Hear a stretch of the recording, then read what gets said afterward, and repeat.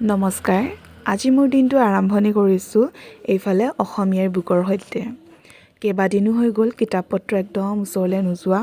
আজি কিবা মন গ'ল নাজানো, অকণমান জ্ঞান ল'বলৈ আহিলোঁ কিতাপৰ সৈতে। আকৌ এইফালে আহিলোঁ ৰাতিপুৱাই খোজকাঢ়িবলৈ জ্ঞানীৰ সৈতে।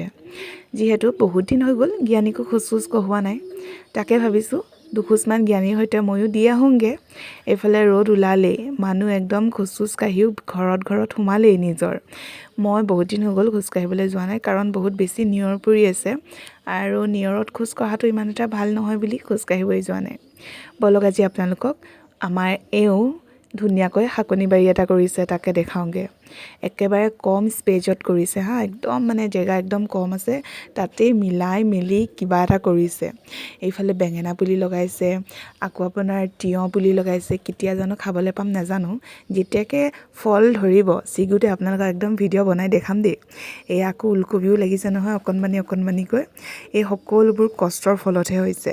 এইফালে আকৌ মই পিঁয়াজৰ খেতি কৰিছিলোঁ। আৰম্ভণি মই কৰিলোঁ, কিন্তু সামৰণিটো এহে দিলে দেই। ধুনীয়াকৈ গোবৰ চোবৰ দি মেলি মিলালেগৈ আৰু এইফালে আপোনালোকক দেখাই দিছোঁ আমাৰ অকণমানি শাকনি বাৰী। ভাড়াঘৰত থাকিও যে মালিকনীয়ে যে এইকণ সুবিধা দিছে, সেয়াও বহুতখিনি মানে ধন্যবাদ হয় নাই কওকচোন। আৰু এটা কথা, সকলোৰে বাৰু এনেকৈ শাকনি বাৰী গছপুলি ৰোৱা চখ নাথাকে বাৰু। আমাৰ এওঁ কিন্তু একদম ফেভৰেট কামটোৱেই হৈছে গছপুলি ৰোৱা আৰু এয়া শাক চাক লগোৱা। এয়াই আমাৰ এওঁৰ এটা থেৰাপি বুলিয়ে ক'ব পাৰি। স্কুলৰ পৰা আহি যদি শাকনি বাৰীত যদি সন্ধিয়াত যদি পানী অকণমান দিব নাপায় বা গোবৰ চোবৰ যদি অকণমান দি থৈ নাহে, একদম মনটো ভালেই লাগি নাথাকে বোলে। সকলো দুখ ভাগৰ এৰি লৈ এইফালে মোৰ ফেভৰেট গাখীৰ চাহ একাপ খাই লৈছোঁ।